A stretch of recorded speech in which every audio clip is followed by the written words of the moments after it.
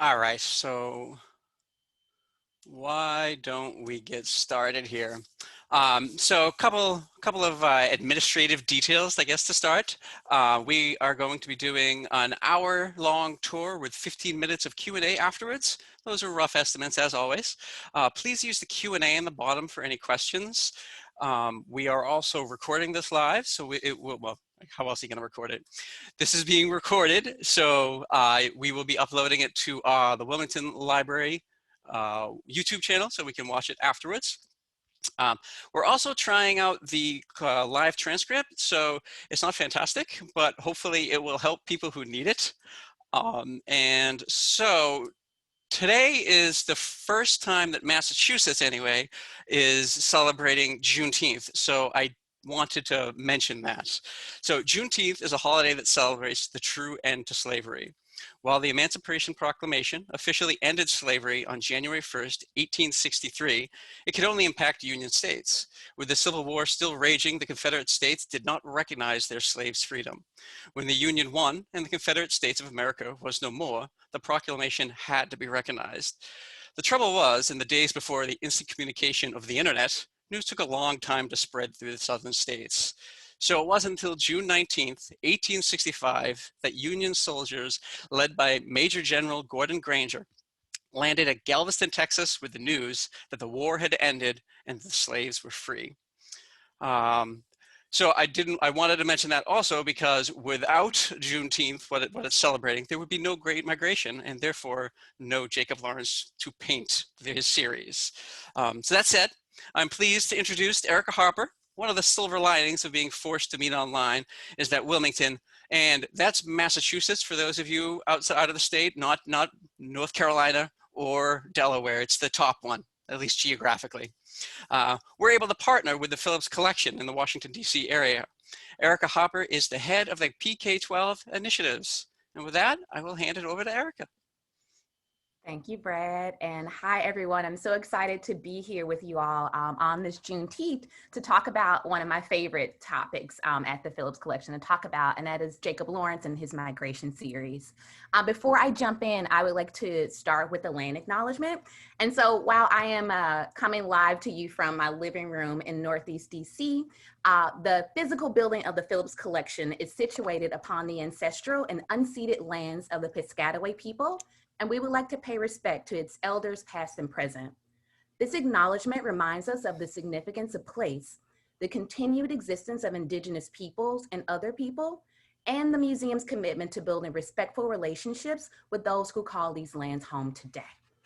And so I'm going to share my screen. I also want to encourage you all to please use the chat. I'm an educator, so there are definitely some questions woven in here, and I would love for you all to communicate with me and each other using the chat. And hopefully, Brad, you can help me out with that, because once I get going and talking about Jacob Lawrence, I will be going. Will do. Thank you. So today we're here to learn about the Great Migration. And I don't think that you can actually learn about the Great Migration without learning about not only Jacob Lawrence and his life, but also what was going on in the world at that time. And so this presentation, I promise you at the end, we'll go through every single of the panels that we own at the Phillips Collection, but we're gonna learn about a lot of history, a lot of what was going on in the country at that time around it. And I think because I have access to this information, we're actually going to start hearing from Jacob Lawrence himself talking about his life and the Great Migration.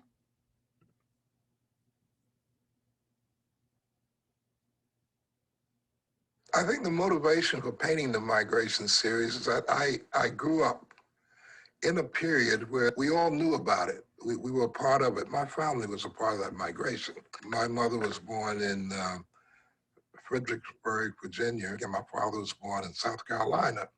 Somehow they met, and on the way north, I was born in Atlantic City, New Jersey.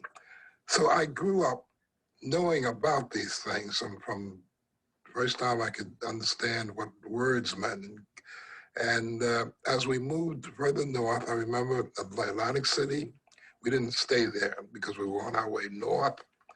I remember Eastern Pennsylvania. Then we moved on to Philadelphia. In 1930, we arrived in Harlem's, New York's Harlem community. I was 13 years of age. Uh, it was a very vital, very energetic, very alive community.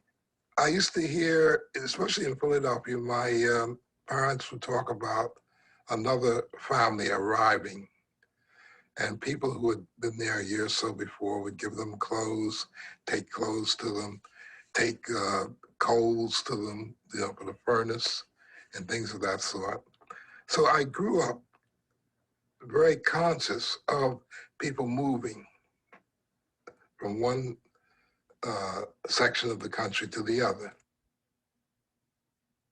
So that we're gonna actually touch on everything that he talked about in that video again throughout this hour together.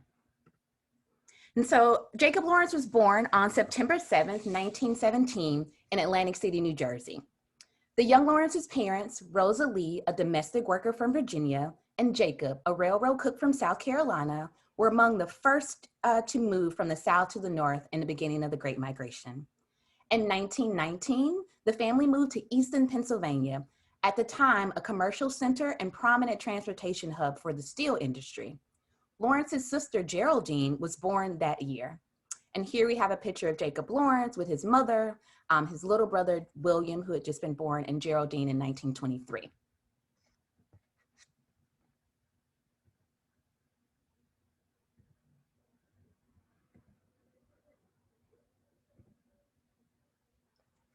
Summer of 1919.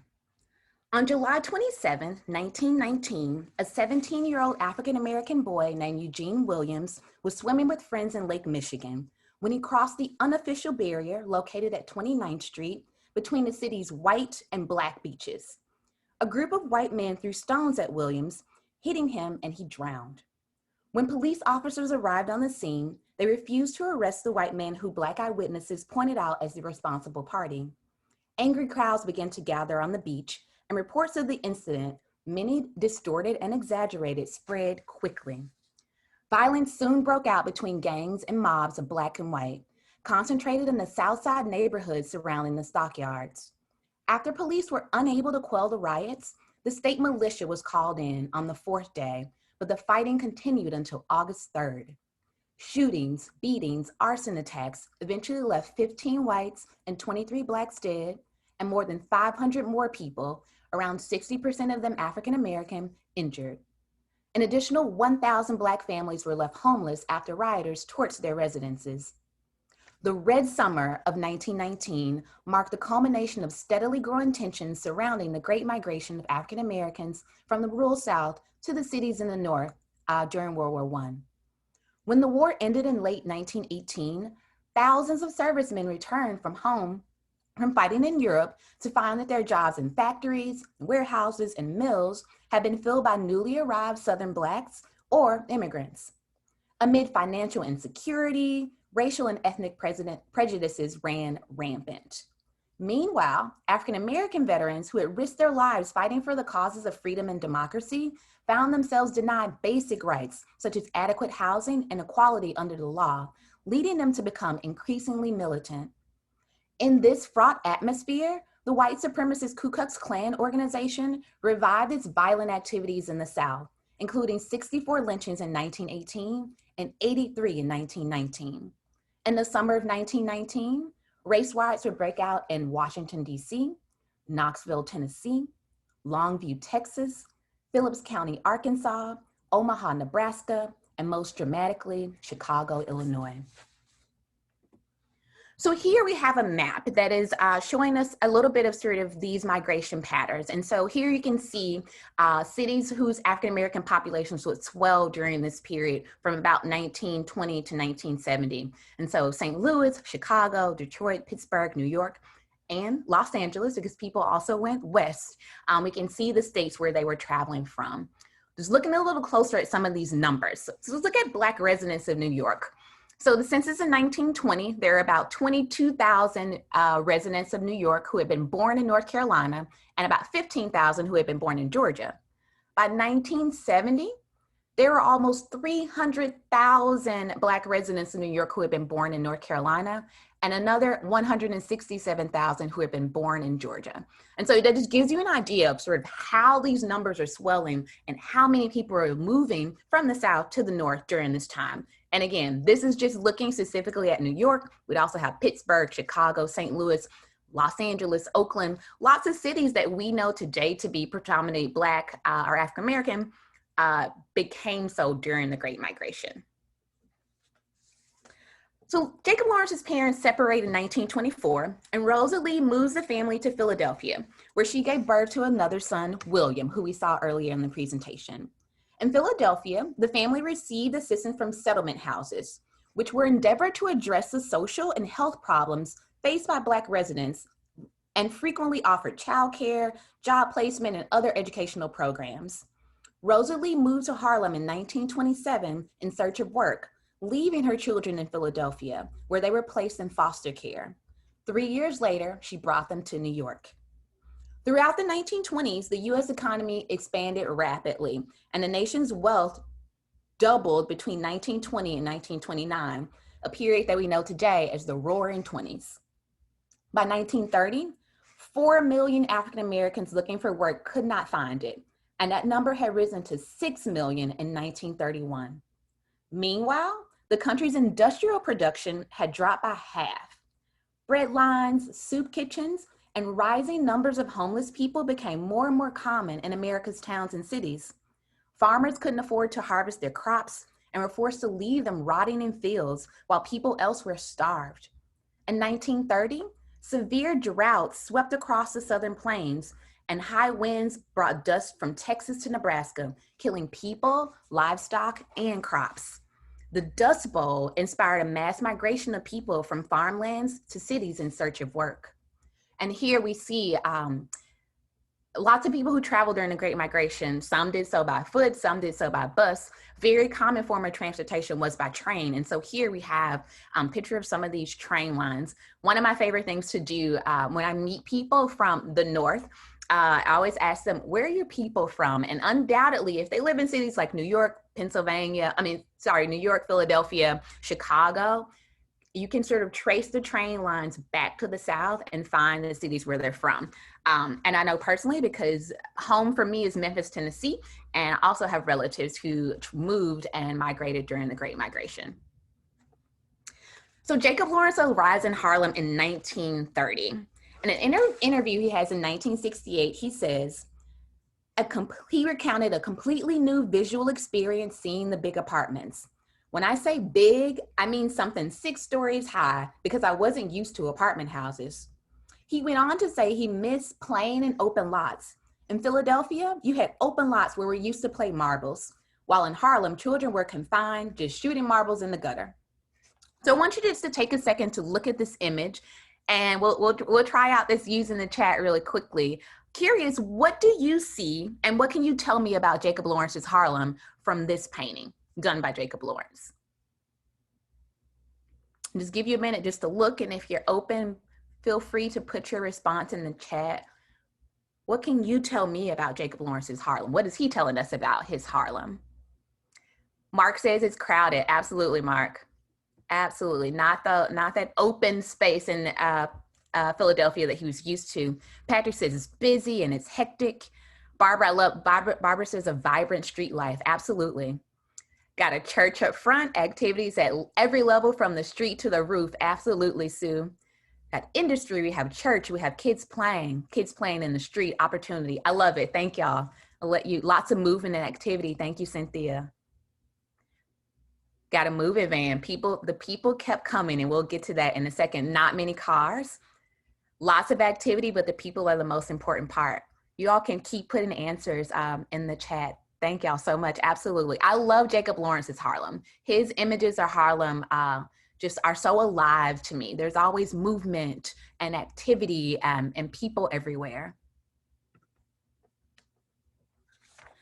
In 1932, however, the country was mired in the depths of the Great Depression, and some 15 million people, which was more than 20% of the US population at the time, were unemployed. And And during this time, Democrat Franklin Roosevelt wins an overwhelming victory in the presidential election. Among the programs that FDR implements are a part of the New Deal, which aided in the recovery of the Great Depression. And those were programs like the TVA, the Tennessee Valley Authority, which built dams and hydroelectric projects to control flooding and provide electric power to the impoverished Tennessee Valley region. I added that purposely since I'm from Memphis. There is also the Works Progress Administration, also known as the WPA, a permanent jobs program that employed 8.5 million people from 1935 to 1943.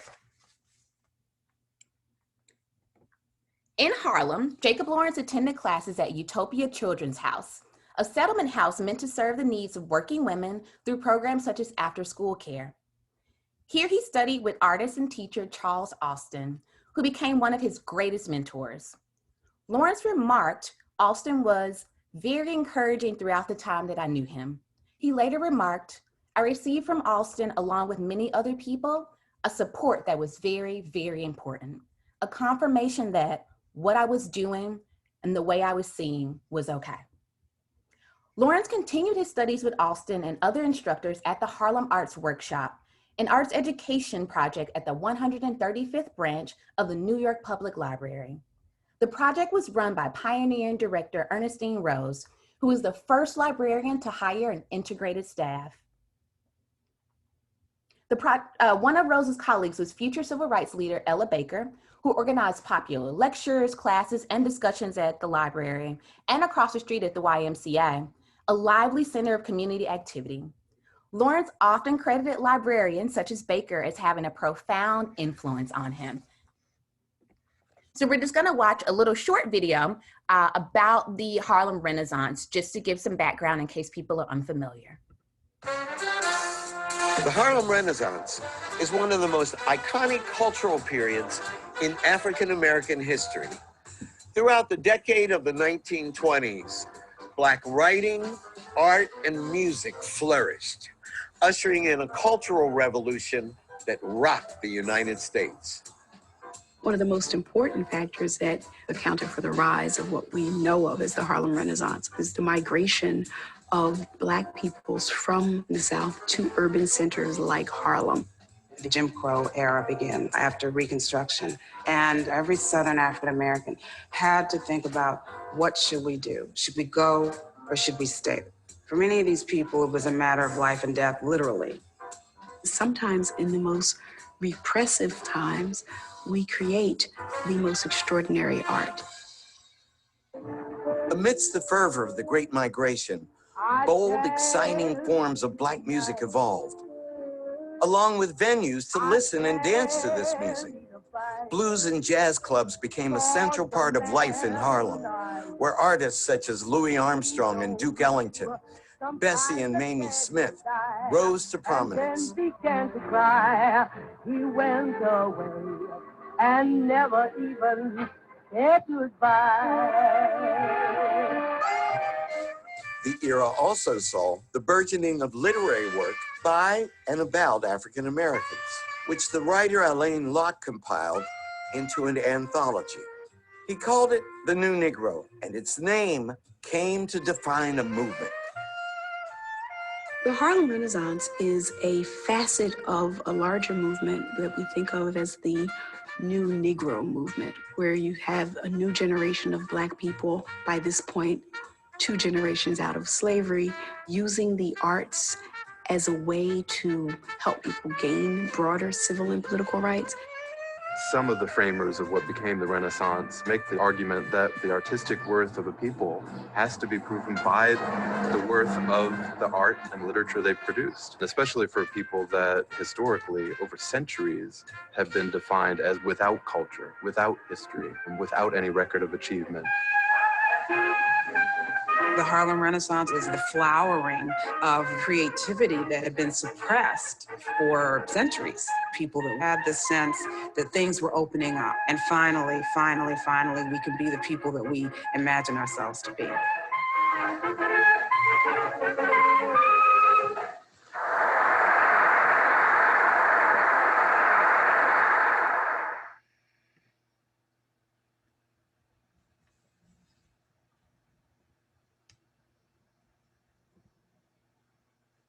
Jacob Lawrence, who had been painting genre scenes of Harlem life, shifted his focus to history painting in 1937.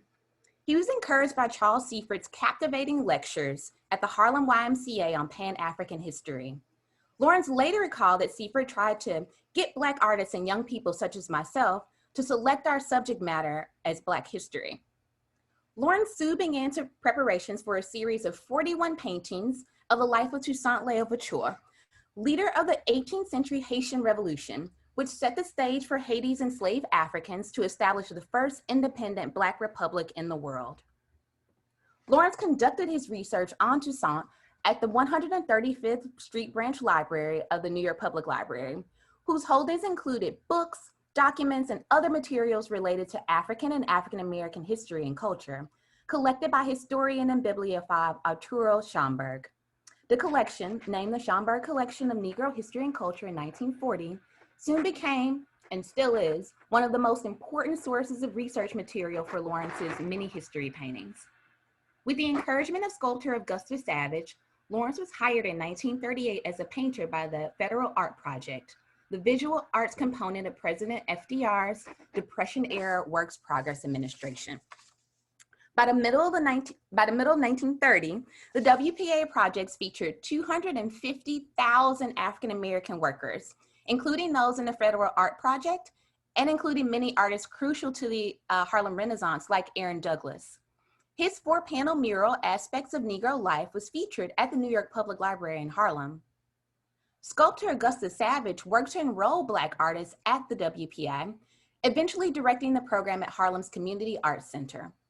Among Savage's students, there was Barbados-born painter Gwendolyn Knight, modernist painter Jacob Lawrence, best known for his Migration series, abstract expressionist Norman Lewis, sculptor William Artis, painter and children's book illustrator Ernest Cricklow, cartoonist and illustrator Elton Fax, and photographer Marvin Smith. Harlem Renaissance artists such as Charles Austin and James Wells also taught at the center. And artist and poet Gwendolyn Bennett took over from Savage in 1938. In 1938, Lawrence completed the Toussaint Louverture series and hung his first solo show, which consisted of 16 paintings of Harlem neighborhood scenes at the 135th Street YMCA. And the exhibition's accompanying brochure, Austin writes, "Still a very young painter, Lawrence symbolizes more than anyone I know the vitality, the seriousness, and the promise of a new and socially conscious generation of Negro artists." In 1938, Jacob Lawrence begins research for a series of 32 paintings about the life of abolitionist Frederick Douglass, which he completed the next year. The series is divided into 3 phases: Douglass as a slave, fugitive, and freeman. Some of its episodes, such as Douglass's founding of a Black newspaper, presage important themes of the Great Migration. And in 1940, Lawrence completed a series of 31 paintings about the life of Underground Railroad leader Harriet Tubman. We hear about Molly Pitcher. We hear about Betsy Ross. He told an interviewer, "The Negro woman has never been included in American history." In 1940, with the recommendation of writer Elaine Locke, who was one of his great supporters and mentor, Lawrence received a grant from the Julius Rosenwald Fund, which supported African-American artists, writers, scholars, and educators. Soon after, Lawrence embarked on his most ambitious series, a cycle of paintings exploring the Great Migration. He rented a studio so large so that he could work on all 60 paintings at one time. Now, I actually want to pause for just a second to talk about Jacob Lawrence's process, because personally, it is one of the things that is the most fascinating. So by now, you're probably picking up that he has a thing for doing series, right? We sort of have Harriet Tubman, Frederick Douglass, Toussaint, sort of that he does these all in these multi-panel series. Here's what he did with the Migration series. So when we say Jacob Lawrence wanted to complete all 60 paintings at once, he really did. So he started with his sort of boards that were gesso, meaning they were white. He used some rabbit glue on those to get that flat white surface. Jacob Lawrence, along with who would become his wife, Gwendolyn Knight, worked together to draw all 60 of the images of the Great Migration series first. and wrote the captions. So Jacob Lawrence already had in his head the story that he wanted to tell. It was very much a story of his own life and his own family. Remember, that's where his parents sort of met and married during that period. And also just around him in life in Harlem. Imagine the stories that Jacob Lawrence was hearing and learning from the people around him as these people moved to Harlem almost every day, as he told us in that first video. Jacob Lawrence then does something that I have not learned any other artist sort of doing. And he decided he wanted to paint the series one color at a time. So what that means is I want you to sort of imagine you have 60 panels. And when we say panels, that just means they're painted on wood instead of canvas. So 16 small canvases, some horizontal, some vertical, spread out over the floor of his studio. And Jacob Lawrence started with his darkest color first. So let's say he started with black. He would paint everything he wanted to be black in panel number 1, move to panel number 2, paint everything he wanted to be black in panel number 2, 3, 4, and all the way into 60. And then he would start back at the beginning and go to his next color, sort of working his way up. So he might choose his brown next. Brown in panel number 1, 2, 3, 4, all the way to the end. And he continued this process until he completed all 60 panels of the Migration series, again, with the help of his soon-to-be wife, Gwendolyn Knight. So after Lawrence completes the Migration series in 1941, Fortune magazine publishes a portfolio of 26 of the paintings, which is an unprecedented level of exposure for an African-American artist. Lawrence's inclusion in the magazine was brokered by his gallerist, Edith Harper. Upon glimpsing the layout, Elaine Locke remarked, "It is one of the most imposing things I have ever seen. The story, stressing the social significance of migrations, is a masterpiece." Reflecting on his own experience in 1968, Lawrence mused, "I think this really was my biggest exposure to the art world since I've been working." Edith Halpert exhibited the Migration series in her downtown gallery in New York twice in 1941, first in a solo presentation and then in a group show of contemporary Black artists with Elaine Locke. This marked the first time that a Black artist was represented by a New York gallery. And in 1942, the Museum of Modern Art in New York City and Washington, D.C.'s Phillips Memorial Gallery, now known as the Phillips Collection, each purchased half of the Migration series, dividing the panels. This was another milestone, the first work by an African-American artist to be purchased by the Museum of Modern Art. Also, in case you're wondering, I don't see any chat questions, but I'm just going to tell you anyway in case it's on your mind. Why did they split it in half? And so Jacob Lawrence didn't want to break up the Migration series at all. He was worried that you wouldn't have the whole story if sort of we have 10 panels at the Phillips Collection. Brad at Wilmington has 3 hanging in their library. I have 1 in my bedroom because I could afford it. Then no one would have the full story of the Great Migration. And if you split the series, sort of say Phillips Collection got panels 1 through 30 and the Museum of Modern Art got 31 through 60, then neither museum would have the full story. And Jacob Lawrence is about his narrative. He wants to tell the whole story.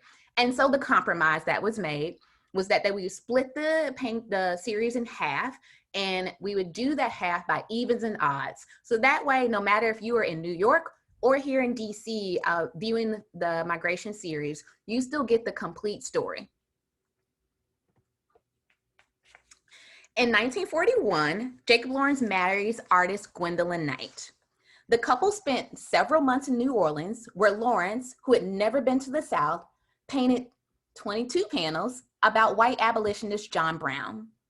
Lawrence and Knight soon then traveled to southeastern Virginia in order to observe African-American life in the rural South in comparison with the Black experience in the North. This trip afforded a firsthand view of the difference migration had made for the lives of African-Americans. Jacob Lawrence is drafted into World War II in 1943, into the segregated Coast Guard as a steward's mate, serving meals to white officers. But thanks to an experimental integration policy, Lawrence was assigned to the Navy's first integrated ship and promoted in rank so he could serve as a combat artist. 2 paintings displayed in called World War II in NYC, Disembarkation and number 2 main control panel are 2 of the 50 canvases that Jacob Lawrence created for the Coast Guard. After an exhibition of the whole migration series at the Phillips Memorial Gallery in 1942, the Museum of Modern Art organized a 15-venue tour stop that concluded at its own museum. Art Digest commended his grasp of the subject, asserting, "No professional sociologist could have stated the case with more clarity or dignity." World War II was at its peak and had stimulated a second, even larger wave of the Great Migration, which augmented the contemporary relevance of Lawrence's series. In 1946, Lawrence was the first African-American artist to be invited to teach at Black Mountain College, the famed experimental interdisciplinary liberal arts school in Asheville, North Carolina, where he leads a summer session. The artist and educator Joseph Albers, who extended the invitation, knew that Lawrence and Gwendolyn Knight would face the humiliating move from integrated train cars to Jim Crow cars once they crossed the Mason-Dixon line, and so he arranged for a private car for the couple.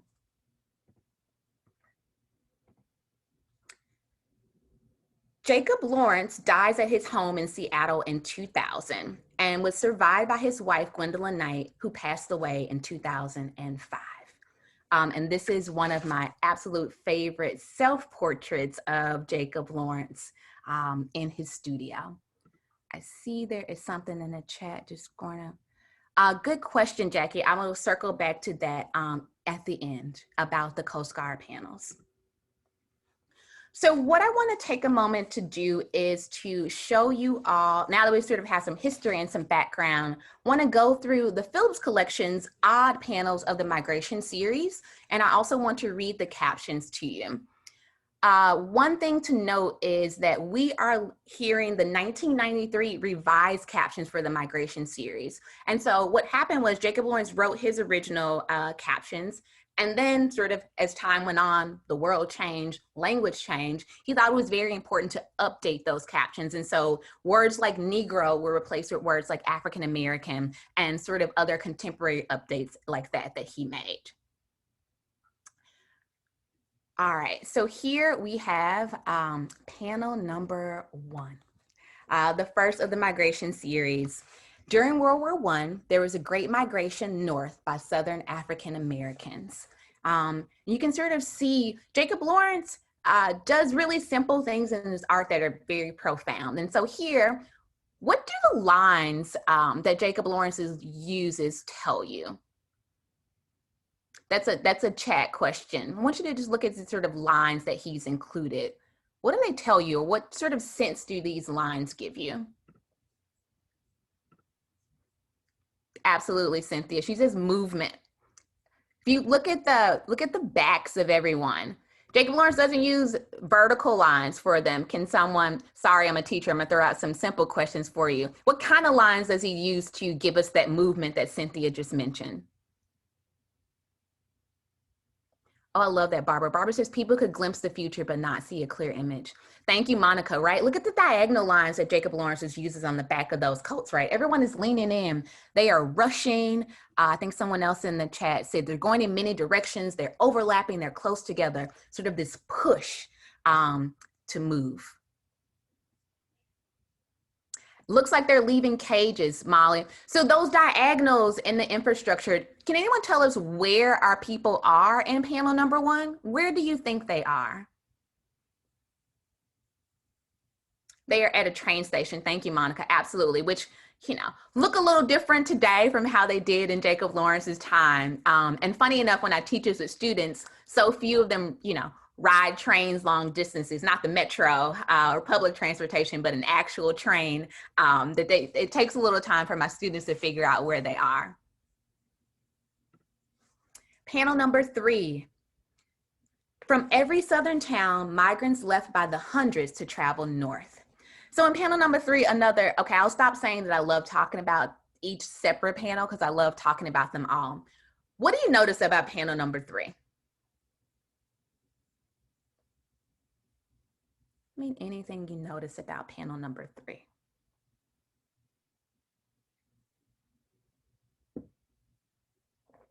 Thank you, Ellen. Not only are our people migrating, if you look just above our people in the sky, we have the birds that are right along with them. Our people are walking, right? So they're not on the train, they're carrying their parcels They have their whole families with them, children, adults, they're carrying things. Elizabeth, Lizzie is talking about the birds and the symbols of flight that we have. Their possessions are on their back and the birds are accompanying them. So everyone is migrating, the people as well as the animals.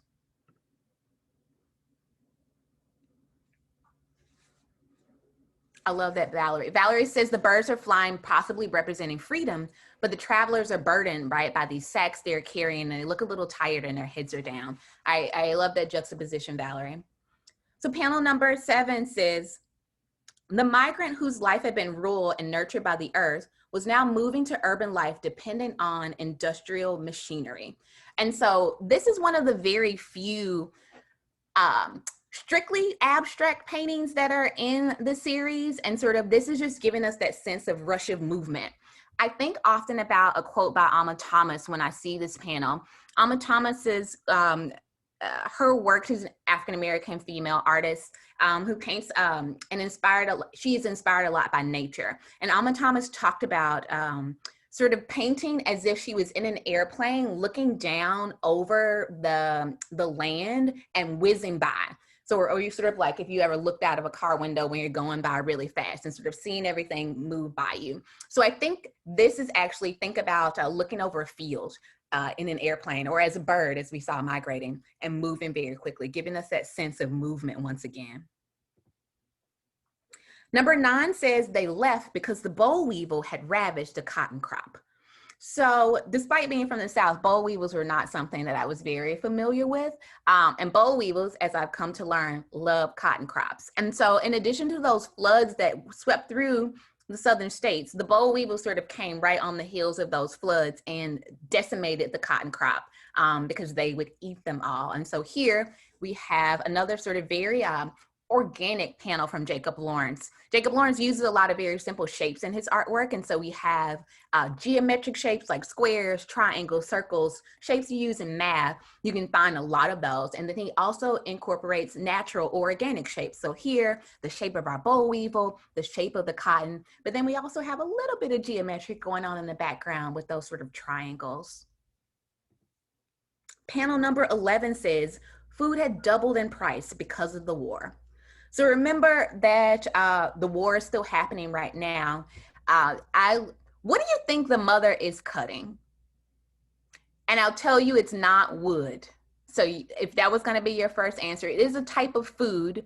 What do you think the mother is cutting? Oh, Jackie got it right. Oh, okay. You guys are much quicker than my students. Bacon and fatback bacon. Thank you, Jackie and Molly. That is absolutely right. And Molly, I love that you said fatback bacon. I always have to explain this to my students, right? And sort of have to use their grandmother as a reference because it's sort of the only time they've seen fatback.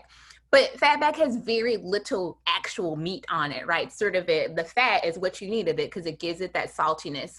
But sort of understanding that that is the food that they had to eat during that time. There wasn't a lot to go around. And so this fatback, though it is has very little sort of nutritional value, is the only nourishment that they have. I mean, I think Jacob Lawrence lets us know that, how else does Jacob Lawrence sort of let us know that our family is living in poverty at this time? What else do you notice about this panel?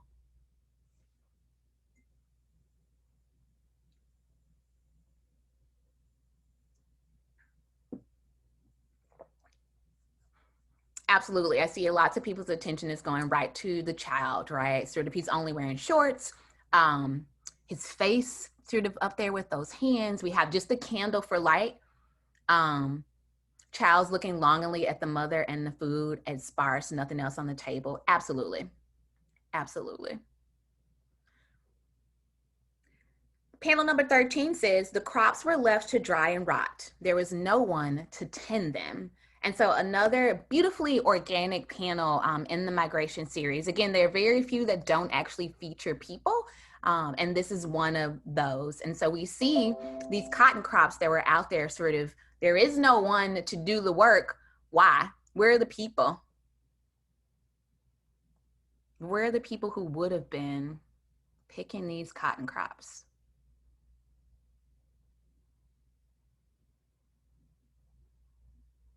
Yeah, they've moved, they migrated, they have moved. And so there's no one left.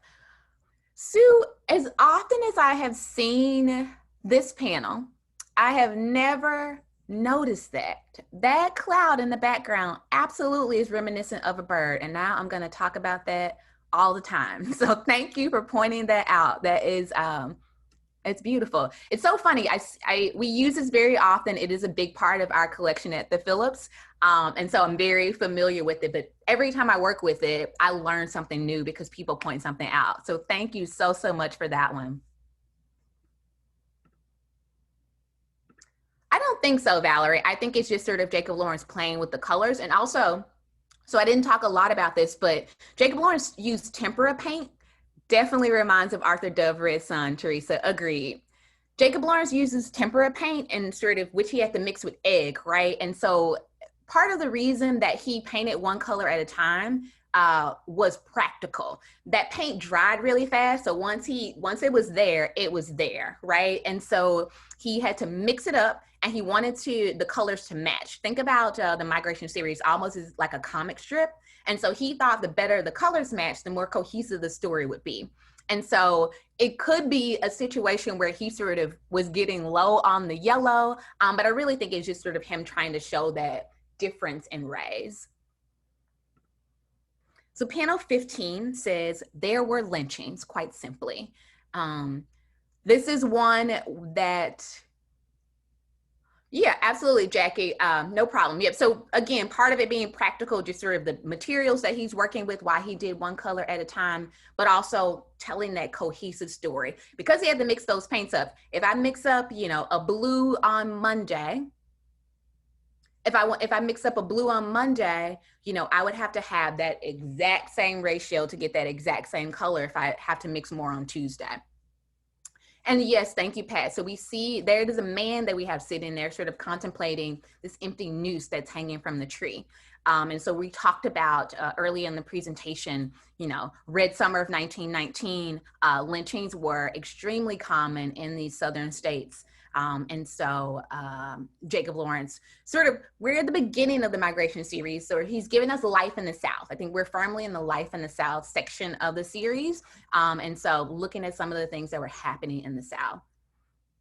Agree, Valerie, we can't see his face, but we can sense the sadness, right? Sort of, again, Jacob Lawrence and his shapes and his lines, sort of this curved, hunched over back. He looks very tight to himself. And we can't see we can see just a bit of the head and none of the face. So we don't need to see tears to know that this person is sad. Panel 17 says, tenant farmers received harsh treatment at the hands of planters. And so as many of you may know, following the emancipation of enslaved people, another system sort of came in the place of slavery that wasn't much better for the people who were a part of that system. And that system is sharecropping. And so sort of most simply, sharecropping allowed Black people to live on the land, often where they had previously been enslaved, and work, sort of grow their own food and things. But the idea was that they had to then give part of that money. Definitely, Jackie, I'll tell you in just a minute. Thank you for asking. So sharecropping, they would have to give part of that money to the white people who own the land. And in often cases, they also had to do the planting and the harvesting for the people whose land they were living on. So sharecropping, people were getting paid for the work that they did, probably not fair wages. And I think that is what Jacob Lawrence is sort of showing us here. We have our planters who have been harvesting. They have these heavy sacks on their back. Jacob Lawrence gives us that curved line to let us know just how weighed down they are. We have the scale that's hanging, and we have our, sort of landowner jotting notes, possibly writing down how much they weighed. Often the figures that they were writing weren't actually factual. Our next panel, number 19, says there had always been discrimination. So this is, here's a question I like to ask my students about this panel. What differences do you notice about the two sides where these people are? So you have two people on one side of this separation and someone else on the other side. What do you notice is similar or different about these two sides? Melanin, absolutely, Cynthia. So you have a Black woman and child on one side and a white woman on the other side. There's more land to the side, it's more lush on one side. On the side with the white woman, absolutely. What else do you notice? More resources for fewer people, absolutely, Molly. I'd like to sort of how you're thinking deeper about that. More crops on one side, definitely. More productive land. What's similar about these? What do you notice that's similar? That they're both women?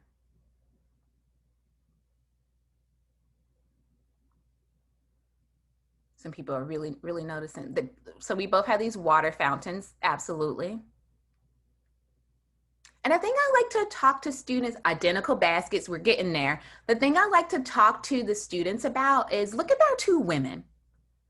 And I'm pretty sure that Jacob Lawrence did this intentionally, although don't quote me on that because I didn't ask him, but our women are dressed almost identical.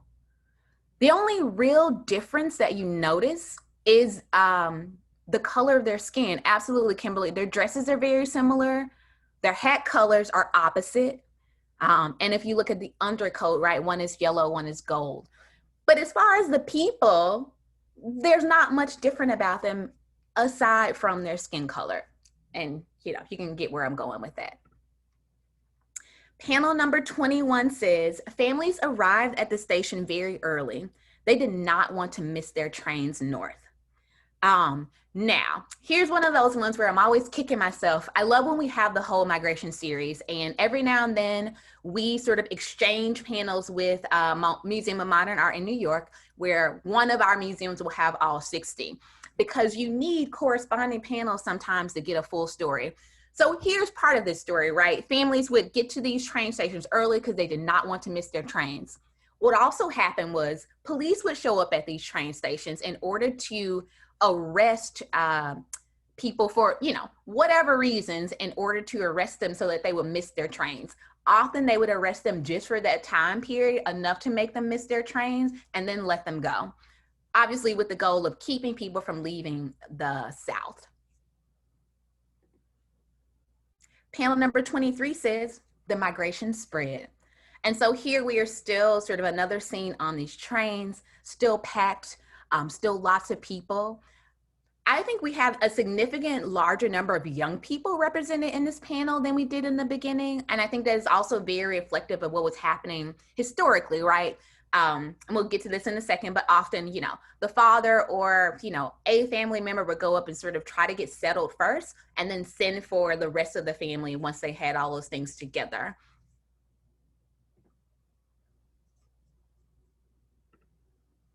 Panel 25 says, they left their homes. Soon communities were left almost empty. This is probably one of the simplest panels, I think, in the series. And I think also the most compelling for me. One, just sort of this disorienting angle that Lawrence has us looking at again. So it almost feels like we're a little bit above looking down at this very starkly empty room, full of geometric shapes and these sort of straight lines. But the people are leaving. They are moving for more opportunity. Panel 27 says, men stayed behind until they could take their families north with them. So as I was just mentioning, sometimes the father would be the one who would leave to go to the north and then later on send for his family once he had done things like found a job, found somewhere to live, so that the whole family wasn't sort of struggling as they tried to figure these things out.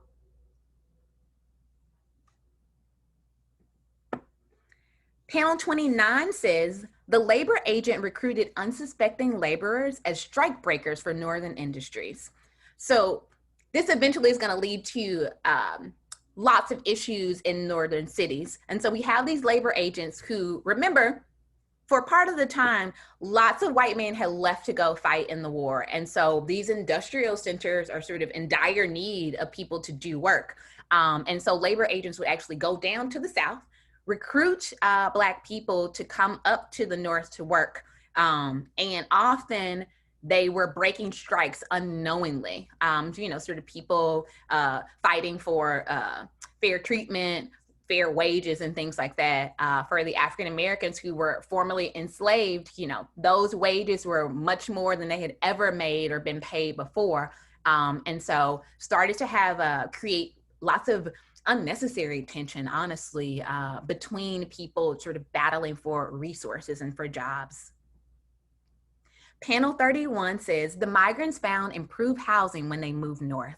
Jacob Lawrence spoke to us earlier about Harlem and the buildings that he'd never seen, these story tall buildings, very different from what he had been used to in Philadelphia. Another thing that I love about this panel, again, super simple, but the colors that Jacob Lawrence includes in the windows. He talks a little bit about these beautiful textiles and things that people would bring with them up to the north and would hang in their windows and on their walls. Yes, very, very reminiscent of Mondrian and his grid. I always make those comparisons with my students. Even our color palette is a little Mondrian-esque, Valerie. I think you'd agree.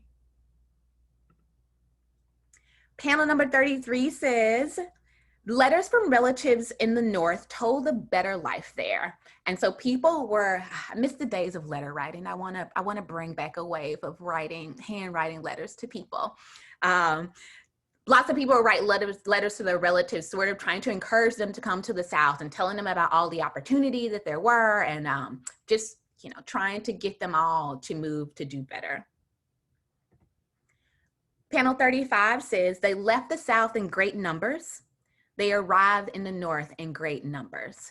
And so we see this repeated motif of movement and large numbers. Again, like lots of people, think back to those population numbers that we saw for New York. People are moving in droves to these northern cities and sort of arriving at the same times, looking for opportunity. One thing I love about this panel is we're a little closer in our scene this time. Before we sort of had a further back view of this, and we're a little closer. And we notice again, to Jacob Lawrence's style, he doesn't bother a lot with eyes and specific facial features, and more people are smiling in this one, absolutely. And I even look at sort of how they're dressed as they move, as they're moving to the north. My guess is that they're maybe smiling because they're not walking. I think this group might be at a train station, but I also love sort of that progression.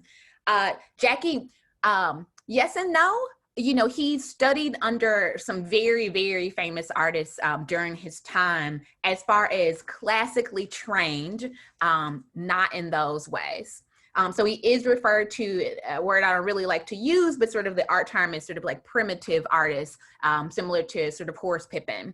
But yes, mostly self-taught.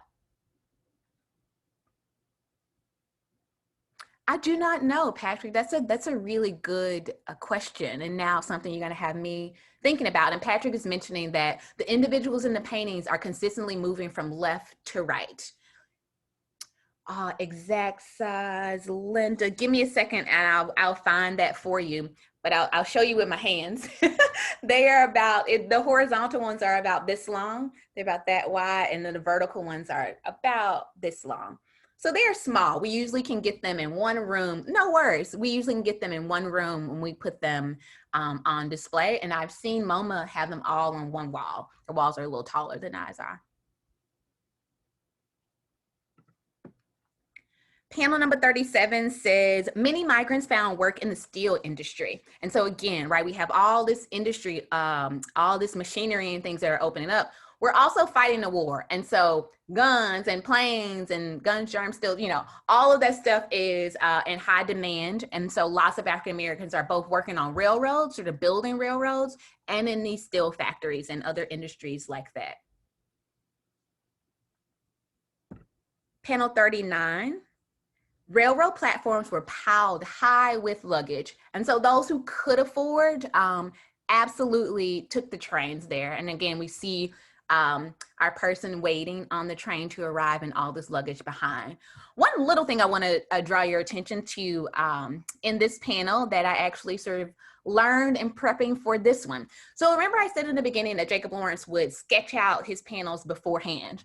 He sketched out sort of the general idea and it left some room for some creativity in there. So if you look at the bottom left of this panel and you notice these sort of little curved spaces, thank you, Donna, these little curved shapes, those he added in himself sort of with hand and with other little pencils, just to sort of add some flair, but those were not a part of the original sketch. And so you'll notice a few little things like that, little marks of flair that he would add that weren't included in his original sketch for the migration.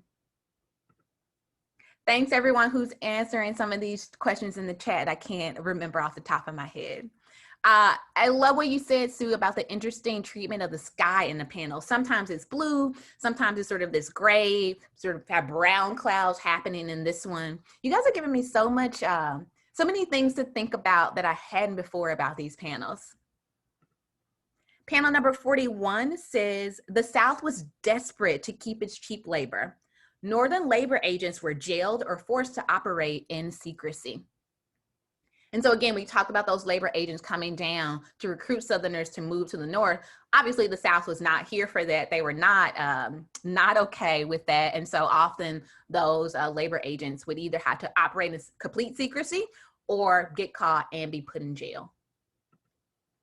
Panel number 43 says, in a few sections of the South, leaders of both Black and white communities met to discuss ways of making the South a good place to live, excuse me.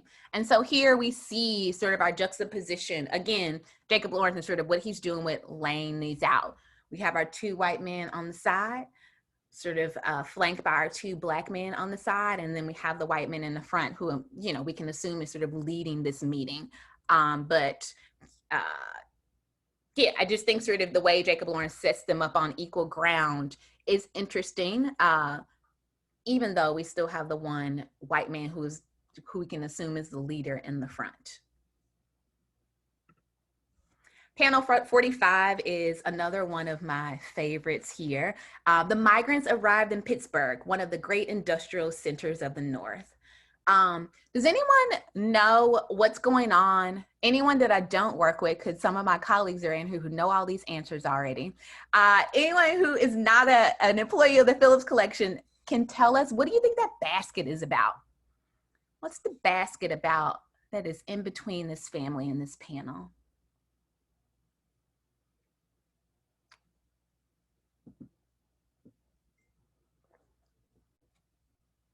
Picnic lunch on the train, maybe food. Why would they need to? Thank you, Jackie. You got me. You beat me to it. And Jackie specifically, last year mentioning sort of food for their journey, right? Because they couldn't buy food on their own. They had to bring their own. So remember, we talked about Jacob Lawrence and Gwendolyn traveling to the South and them getting a private car so they wouldn't have to deal with Jim Crow laws. Because again, we talk about Juneteenth and we talk about sort of freedom, right? And then sort of on the heels of slavery comes sharecropping, which is another system that isn't the best for African Americans. In addition to that, we have Jim Crow laws, which are coming into place, right? Which, sort of legalize segregation and these sorts of things. And so Black people couldn't go and buy food on these trains. And so they had to bring them with them. I think Jackie has set up here fried chicken, sort of these things that they could cook and would last and would, last long enough on that whole train ride. And so here you see them bringing their own food. And also, pointed hand almost looks like a gun. Absolutely agreed. Sort of pointing to those smokestacks out the window. And then I think, to the point that someone mentioned these smiles, you look at the man sort of looking lovingly at what I assume is the woman in the hat with the ribbons on it. Just sort of this face to me that says a little bit like, we're here and we're going to be all right. And so, one of these rare occasions where we do see sort of facial features enough to give us hints about what they might be thinking. Panel 47, as the migrant population grew, good housing became scarce. Workers were forced to live in overcrowded and dilapidated tenement houses. And so I always like to challenge my students with this. How many people do you see in the bed?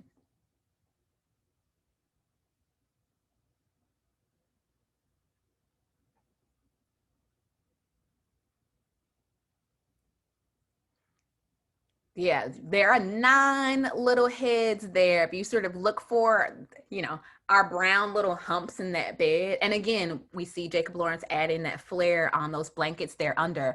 And I always have to tell my students, imagine being in the bed with like 8 of your cousins, you know, or 8 of your family members. You're sort of all sharing this one space. We look around back to, I think this one for me harkens back to panel 11, maybe it is, where we see our very sparse room with our single candle light and our mother cutting the fat back. And here we see no light, period. That could mean electricity. It could mean there just isn't light. And all we have is that little window that's a bit high up. And so while we talk about life being better, things having improved for people in the North, there still were conditions like tenement housings that weren't the best. Disease spread rapidly through these tenement houses. And so lots of people actually died and got sick, lots of disease being spread. Panel 49 says they found discrimination in the North. It was a different kind. Can someone tell us what's happening in this panel? What kind of discrimination then that they find in the North? What type of discrimination is Jacob Lawrence telling us about in this panel?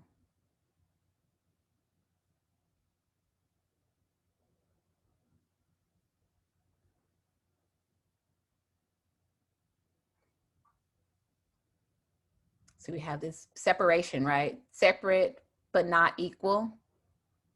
How does Jacob Lawrence show us that separation? Got the velvet rope, right? And again, so back to Jacob Lawrence's paints, right? Yellow and blue were really expensive colors at the time. And so you'll notice there's very little of those 2 colors in the series, sort of like heavily saturated. I realized I left out a panel early on. I'll show that one to you all. I think I left out 5. Look at the quality of the chairs. I hadn't noticed that. Again, you guys are giving me things I just hadn't noticed before.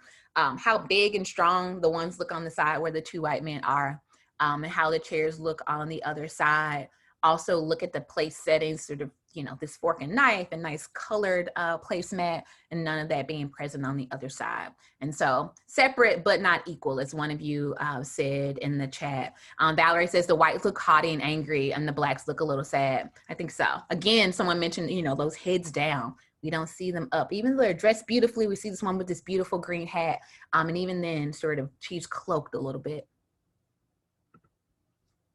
Panel number 51 says African Americans seeking to find better housing attempted to move into new areas. This resulted in the bombings of their homes.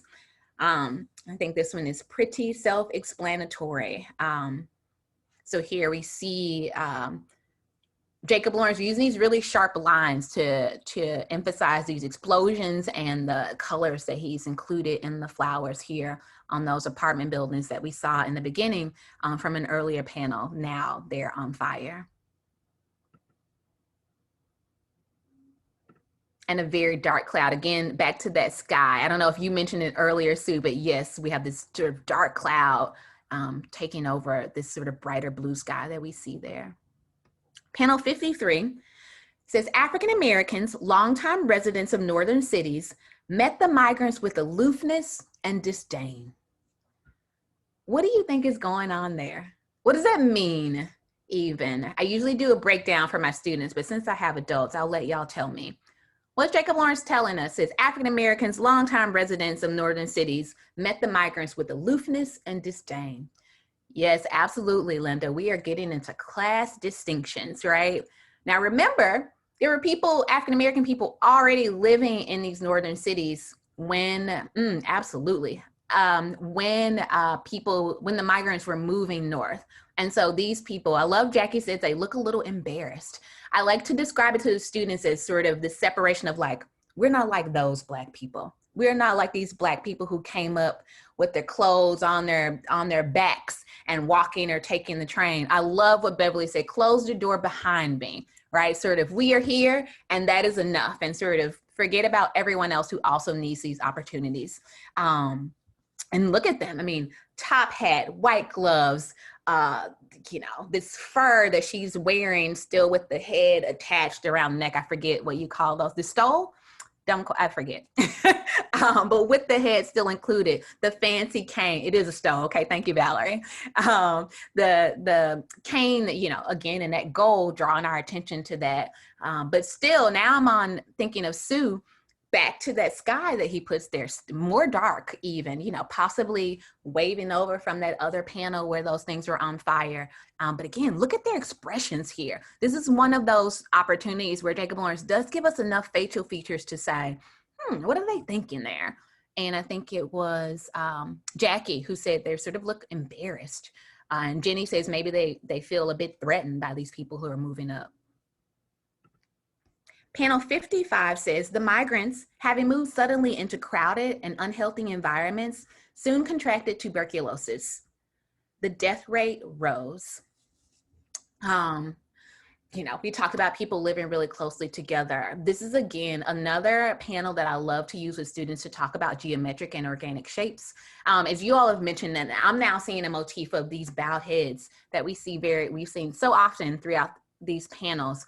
We have our three women very simply drawn, right? They are just triangles, right? And Jacob Lawrence actually gives us triangles all through this pattern. The women, if you look in the negative space behind them, there are also triangles there for that angle. And then we have our geometric casket, sort of what appears to be floating there with those flowers on the top. Panel 57 is a favorite of everyone.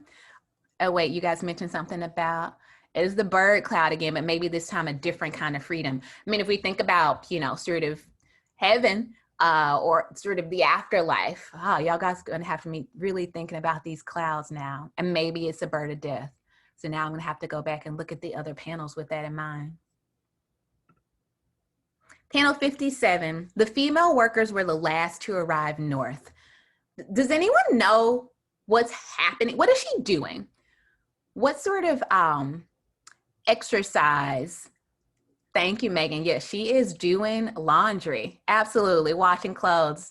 And I don't, you know, you'd have to at least be familiar with old school ways of washing clothes to know what she's doing. Yeah, Karen said washing or dyeing. So she has that stick. So, you know, our washing machines now have our agitator in the middle, sort of, some of them do, sort of does all that work to sort of rub against the clothes to get them clean, right? I see you, Jackie. But here our woman is using the stick because she is the agitator here and sort of moving those clothes around to get them clean. Domestic work was a sort of space that lots of women filled at that time. Those were sort of Jobs that African-American women did a lot once they moved to the North. Panel 59. Before I even read the background, looks like laundry on the clothesline. Absolutely. We see sort of, think back to the panel that showed the tenement building, right? And those colorful, you know, cloths and things in the windows. This one always makes me think about that, sort of washing those blankets and things like that, those textiles that remind them of where they came from. What's happening in panel 59? I'm not even going to read you the caption first. What do you think is happening in panel 59? We're almost there, y'all. What do you think is happening? You guys are too good. You too good. Yes, y'all are DL, William, Jackie, y'all are all right. Patrick, Jenny, they are voting. The caption says, in the North, they had the freedom to vote. And again, I was trying to just show you hours, but there's another panel that comes after this one. It must be 58. And we see young girls in the classroom. And so African Americans are gaining rights despite things being difficult, right? I think it's obvious that life in the North wasn't, you know, a cakewalk by any means, but it was better than the situation they had been in. People can vote, right, for the first time. Children are going to school and not working in the fields for the first time. You know, we have women in the workforce doing jobs. And so there are lots of opportunities, right? I think it's sort of pluses and minuses to life in the North. But this right to vote, to sort of make your own choices for who represents you. We see these people lined up. African Americans will line up for hours in order to exercise their right to vote. And yes, I agree, Valerie, that policeman does look very tense. Again, another head down. And even though this isn't our panel, I wanted to end on panel 60. And the caption very simply is, and the migrants kept coming. And so this is the last panel of the migration series, but the migration did not stop, obviously, even in 1941 when Jacob Lawrence had completed the series. And so I always like to end with panel 60. And a thing that we often challenge our students and everybody to think about is, what would panel 61 of the migration series look like? What else would Jacob Lawrence possibly want to add there? So with that, I am actually going to stop sharing my screen and open it up for any other. I know we've been talking and answering questions along the way, but if there are more questions that people have, I have some backup in the room now. Some of my colleagues are here, so they can jump in to answer some of these questions. Thank y'all so much for coming. Any other questions that you all have or that I might have missed in the chat? So I took a couple of notes here about things that went by quickly. Joe asked, why did he move to Seattle? Joe, as far as I know, part of it was getting that job at Black Mountain College, and Seattle actually ends up being where he spends a good portion of the rest of his life. If I'm not mistaken, he passes away in Seattle. So he took up some more teaching there in Seattle, and I think, sort of getting it that way, maybe he was trying to see something a little different. He spent a lot of his life on the East Coast, sort of up and down. And I think that the open air in Seattle maybe reminded him a little bit of his childhood, and he just sort of never came back. So what the Emmett on your shirt? Yes, and so my shirt, I did wear this specifically because it is Juneteenth, right? And sort of that idea of freedom. And when we think about what freedom means, right? And we talk about Juneteenth, sort of being African-Americans being free in Texas, finally, 1865, we can look at things today that still exist, like our prison industrial complex, that are still restricting African-Americans and all kinds of people from fully having their rights. And so my t-shirt was done by a young woman, and I will drop a link in the chat to it. I don't know if she's still making them, because she said the process for her became so personally intense, where she had to keep adding names to the list. And so the series is called In Counting, and recounted as we have been living through in these last few years, African-American men who were unarmed and killed by the police. And so starting historically with Emmett Till, Amadou, Sean, Oscar, Trayvon, Jordan, Eric, Mike, Ezell, and ...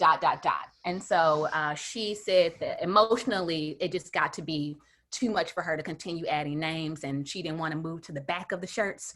And so thank you for noticing that, and I wore that very intentionally today. Thank you, Jen. I'm looking up on my mug. Thank you. Okay, everyone's getting my Easter eggs. My mug says museums are not neutral. Some people know it as sort of just a slogan. It's something that we are really pushing hard at the Phillips Collection, to understand that museums make decisions, whether it's about what art goes on their walls, what speakers we bring in, how we talk about those speakers. Museums make decisions, and those decisions affect who comes to your spaces, who feels welcome in your spaces. And so just sort of as a reminder that, it is a responsibility for me as a museum worker, as an educator, to understand my own biases, my own prejudices, where those are coming from, and to be as inclusive as possible in all the decisions that we make.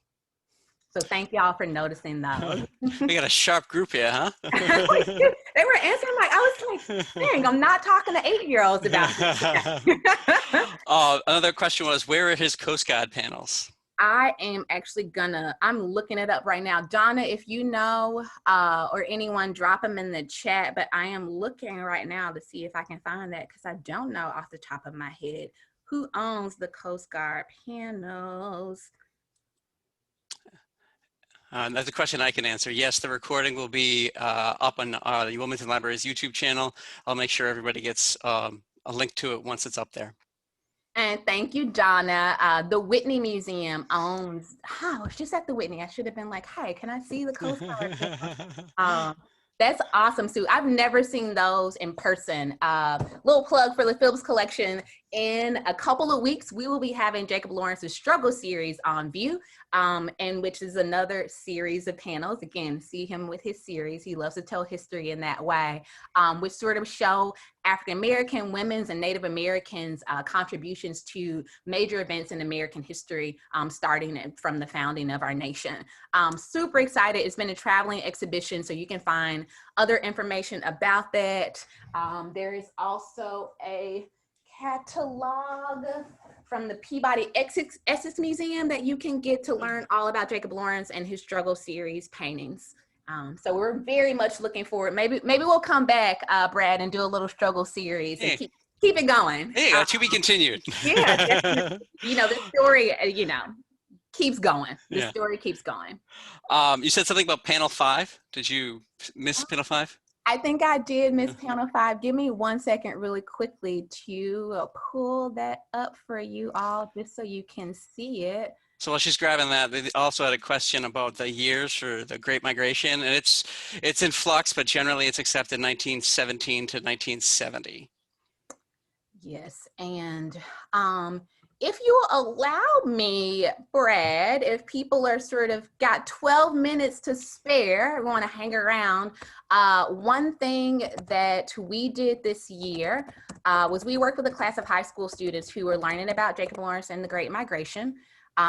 They then, as a part of their class, interviewed people who had moved to DC prior to 1970. And what we decided to do in the middle of a pandemic was make a documentary film about their move to DC. And so maybe at the end, once we get through the questions, we can just press play on that so people can hang out and watch that if they want, if they have time. I'm incredibly proud of it. A personal friend, a Black female filmmaker by the name of Shayla Raquel, did that film for us, and it features 2 African-American women. And so it's a project I am extremely proud of, and so I would love to share that with you all as well about that second wave of the migration after what Lawrence paints. But first, trying to find panel 5 for y'all. I'm surprised no one called me out in my presentation. Any other questions that you might see? So there was another question, have the Phillips and the MoMA thought about putting that in a graphic novel? I saw that. I love that idea. I think it might have been DL or someone who asked that. Yeah.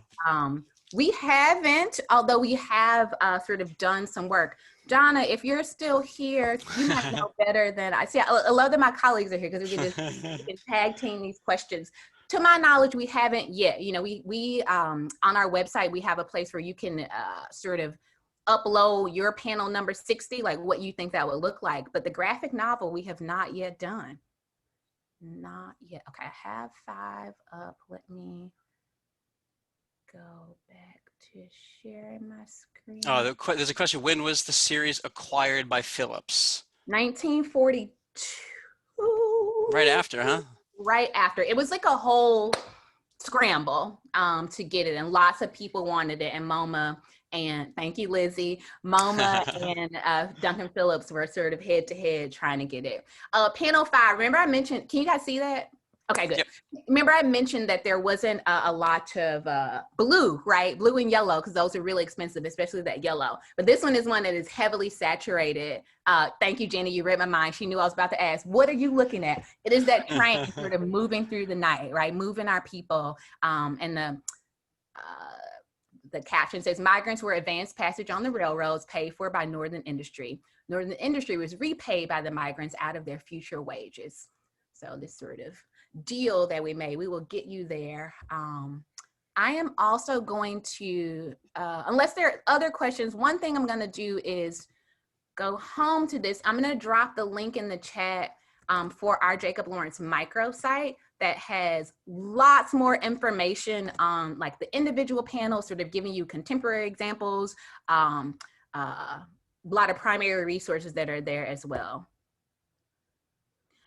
Linda, he sort of had a mixture, but he was lucky enough to have some of like the great African-American mentors like Charles Alston, who he was studying under and learning from during that time in Harlem. Harlem was like the place to be. Like there was no better place, I think, for Jacob Lawrence to be at that time to want to tell African-American history than Harlem. There's another question here is, where did he get the idea to make the series? And are the series still intact? This person must have come in late. Well, half is in New York in the MoMA and half is in the Phillips Collection. And also, did he ever make murals? Good question. It is amazing, Teresa, that he did this at age 23. I think it's often lost of how young Jacob Lawrence was when he finished the Migration series and sort of kind of catapulted to fame right there in that time. I think that he did some murals, but don't quote me on that. Because I think he looked sort of like he's doing lots of art, he's doing these series, and he gets drafted sort of right in the midst of that. And so he gets, sent to war, and that, I think he found time to paint those war panels during that time. But that was around the time when all of the mural paintings were happening in the United States as well. Oh, what role did his wife have in the Migration series? Thank you, Catherine. Let me sit on this soapbox. A huge one, a huge one, right? Sort of, this was not something that he tackled along.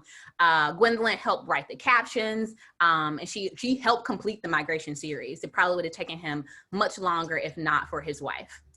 I think I saw a question earlier on. Did she paint her own work? Gwendolyn Knight is an artist in her own right. If you go to Phillips Collection, we have a beautiful work by her that is on display right now, I believe, for a little while. Nope, take it back. It's coming down. Came down because Struggle Series is going where it was. But we do own a piece by Gwendolyn Knight in our collection, and she was an artist in her own right.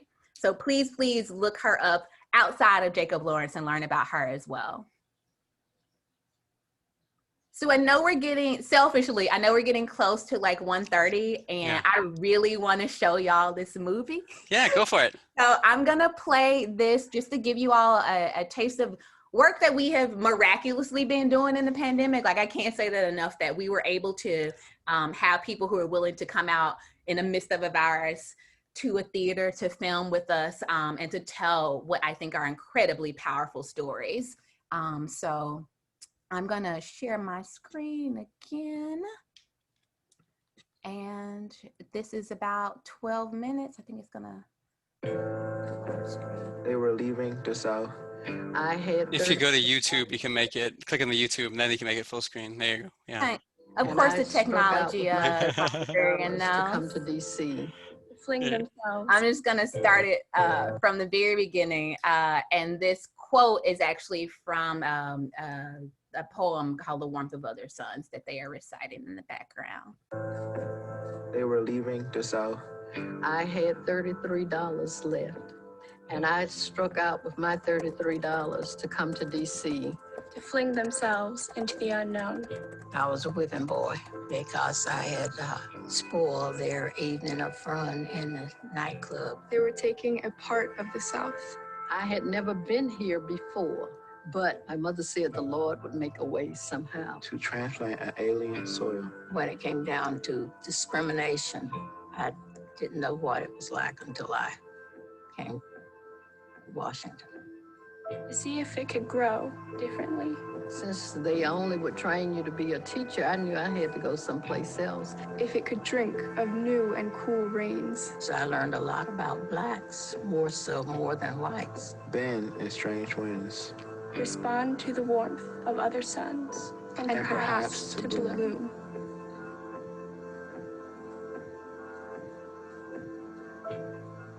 Life in the South.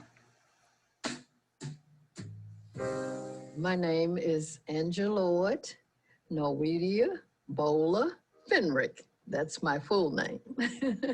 And I'm originally from Mobile, Alabama, in a little town called Pritchard.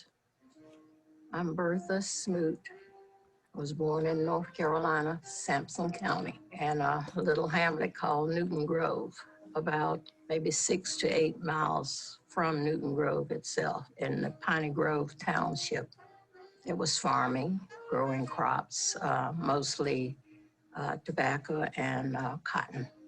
People had chickens, they had pigs. You kept a lot of the food that you needed to eat. But my father worked in the fields with the livestock. We were all at home at night. We had our meals together as a family. My favorite part of living in Mobile and growing up was the neighborly camaraderie. As children, we'd have arguments. We'd have the best friend forever relationships with both the white and black children that were in our community. You had an open door policy for your neighbors.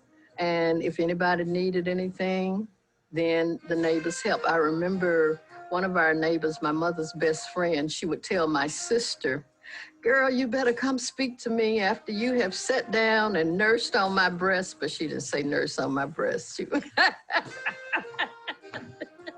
If one mother was absent, then the other mother took over helping with the duty of the children. You care for each other, you protect each other, and that's all there is to it. I participated in the Montgomery bus boycott. When we got to Montgomery, which was about 2.5-hour drive from Mobile, the thing that impressed me was the organization. That thing was so organized. First of all, there were hundreds of people, I don't know, but they came from all over Alabama. It was like they were volunteers on site, and all you had to do was walk close to the bus stop. And by the time you got there, a jitney was there and say, "Oh, can I offer you a ride?" I learned that freedom was more important than a potential opportunity. And so I chose to be free. Since they only would train you to be a teacher, I had to get out of Alabama because I felt that if I wasn't going to have the life that Alabama offered, then I needed to go someplace else. The decision.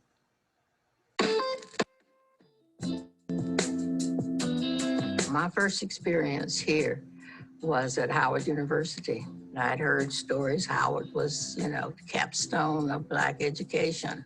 I was actually in choir rehearsal one day, and one of the girls in the choir, she said, "I'm going to go to Howard University." And I said, "Howard University, where is that?" I had never heard of it. And so I said, "That's where I'm going to go," just in hearing her talk. From high school, we got the catalogs for the different colleges and universities. And reviewing those, I found economically that Howard was best suited for me because I had relatives here. The tuition was low. It was less than $2,000. My parents could pay that. Now I don't have a dime, but I felt, we don't have any relatives in Washington, D.C. I want to go someplace where I can stay at the college. And then when I began to tell my family I wanted to go to Howard University, I had a god sister who was a teacher. And she said to me, "That's considered the top place for Black people." So, and I thought to myself, why wouldn't you want to start at the top? And so she thought, that doesn't make sense. You're going to go to the top of the list? And I just didn't say anything else to her. She did give me some of her clothes to help me as I went. So, the journey to a new land. I traveled by train. My parents did not have money to travel with me. I took a train from downtown Mobile, and I had to change trains in Atlanta. And I ended up in the white waiting room. And man, look at this split. One of those Black sisters came over there and grabbed me by my arm. "You don't belong over here. Come over here." They were looking out for you, Rocky Mount was the one stop that I remember. And I remember going to the restrooms, and there I saw this segregated restrooms, but you had to pay to use the restrooms. And I remember a white lady was very kind to me. As I was coming out, she said she held the door for me to go in so I didn't have to pay. And I thanked her. And out I came, and I got out, and I got a scolding from the black lady that was sitting beside me. She says, you know, you weren't supposed to go in that bathroom. First moments in DC. Well, let me just say that I had a trunk. I was traveling with a trunk. I never noticed it as really, or really understood why it was dubbed the Chocolate City, west of U Street. It was mostly whites living anyway. So my thing was just, it was just another cornage. Did you ever plan on returning to Alabama? No, never. When I left, I stayed in the junior and senior dorm at Howard in Wheatley Hall. And that was a good thing because the upperclassmen were able to show me the lay of the land, or show me the tricks of how to get around. I was not impressed with the row houses, as I call them. The congestion, I didn't like that it wasn't as open. You had to be careful. You had to lock your doors, and I had not been used to that. I went to Alderson as a correctional officer, and from there to the police department here in DC, to Human Services then, but it was actually the welfare department. From there to the Office of Inspector General, and I retired there as a chief investigator. When it came down to discrimination, I didn't know what it was like until I came to Washington. I had applied for many jobs, but got none. And so finally, they called me from one of the governmental agencies. And this was the week before school was starting, but I didn't have any money to go back to school. And so I asked my husband, I said, they just calling me for a job. Should I take it? And he said, it sure would help. After I got the job as secretary at the men program, I saw, you know, they had a file on me, of course. In the record, they say a young black girl, probably overly qualified for the job. I never got a raise in those 3 years that I was there. Not one little itty bitty raise, okay? They were deciding, scheming, how they could justify my job as a GS6 and a GS4. Were you here during the March on Washington? Yes, I was. I was on duty that day. It was just people everywhere. I remember I was in, of course, in an unmarked cruiser. They cautioned me to make sure I put my badge on so that anybody walking past the car would know that I was not in custody, that I was part of the force. My husband was somewhat concerned because he was working for the government then, and they were warning them that it might be violence. That march was in swiftly. They were in early in the morning, and by 4 p.m., the streets were clear. There was not a single arrest that day. If you know anything about experiencing the peace of God, I'm telling you, a bad thing couldn't have happened in DC if I don't care how many people wanted it. The present and the future. Times changed, a lot of it. A lot of it has been, I think the media is responsible for a lot of the tensions that we have. Now I'm not sure that anybody knows what policeman's role is supposed to be in society. I feel for the people because the Bible says you shall know the truth, and the truth shall make you free. And when people lead you to believe something because of money, it's not necessarily the truth. I think it's gone the way of the world. Wars have had an impact. Natural disasters have had an impact. So I guess with everything, life changes. What I envision is that as we come into the truth and know who we really are and stand up to be who we are, whatever we have been blessed to know, then we should share that with anybody else around us who wants help. And that's how we have lived out our lives. No plans. I'll just be here until he calls me, and then I'll go wherever we go.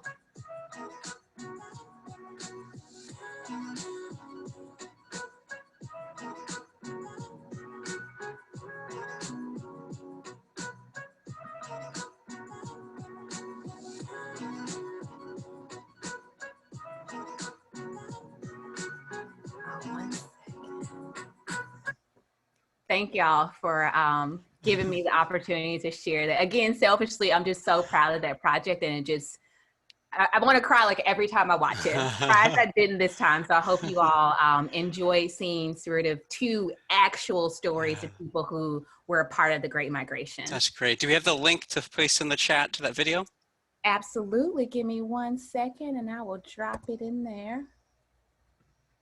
Send it to you. Actually, I'm going to send it to you all from our website, because it also has a link at the bottom where you can conduct your own oral history. And so there's an oral history guide that you can print out or just use on the computer and think about your own journey and your family's journey. So I hope that some of you all please do and use that and share it and just sit and talk with your own families. I think, you know, narrative is so important to Jacob Lawrence and telling our own stories. And so I just encourage you all, take some time today, even go ahead and go look at the oral history guide and just sit with your kids, sit with your relatives. You know, I think no better day to do that and reflect on our own family histories and our own lived experiences than today, when, you know, now federally we have a holiday to do something like that. Yes, no, this was fantastic, Eric. I can't thank you enough. It's always more meaningful when you learn the story behind the art. Right. I mean, the art is powerful enough as it is, but to learn what's going on in the country, what's going on in his life at that time, it's great. And thank you so much for partnering with us on this program. And hopefully we'll be able to come back and do it again. Yeah. And thank you, Brad. I mean, this was, you know, came out of your brain. So thank you for reaching out. I am happy to do so. And again, just to everyone, we're looking forward to doing more stuff like this in the future. We're hoping to add on a hands-on portion for this, you know, hands-on activity where some materials and my colleague Donna. So look out for that soon from Wilmington Library. And we'll also be advertising that on the Phillips Collection website as well once we get that together. So look out, in maybe a couple weeks or so, we might have another continuation of this program for you all. It continues. So again, thank you so much, and happy Juneteenth. Yeah, thank you, everyone. Take care.